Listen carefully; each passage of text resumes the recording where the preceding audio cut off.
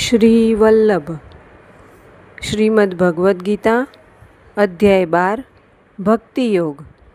શ્રી ભગવાન કહે છે, મારામાં મનને પરોવીને જે ભક્તજનો અત્યંત અડગ શ્રદ્ધાભાવથી યુક્ત થઈને ઇન્દ્રિયોના સમુદાયને સારી રીતે વશમાં કરીને મન બુદ્ધિથી પર, સર્વવ્યાપક, સદા એક રસ રહેનાર સચ્ચિદાનંદ બ્રહ્મને નિરંતર એકાત્મ ભાવે ધ્યાન કરતા ભજે છે તે મને પામે છે.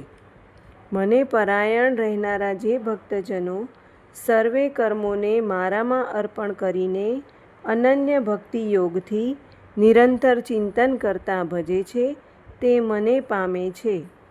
જે ભક્ત ધ્યેય ભાવ વિનાનો, સ્વાર્થ વિનાનો, સૌનો પ્રેમી અને કોઈ પણ હેતુ વિના દયાભાવ રાખનારો, મમત્વ વિનાનો, અહંકાર વિનાનો, સુખ દુઃખની પ્રાપ્તિમાં સમ અને ક્ષમાશીલ છે, જે ન તો કદી હર્ષ પામે છે, ન દ્વેષ કરે છે, ન શોક કરે છે, ન કશાયની કામના કરે છે, તથા જે શુભ અને અશુભ સગળા કર્મોનો ત્યાગી છે, સદા સંતુષ્ટ છે, તથા રહેવાના સ્થાનમાં મમતા અને આસક્તિ વિનાનો છે, એ સ્થિર બુદ્ધિનો ભક્તિમાન ભક્ત મને પ્રિય છે.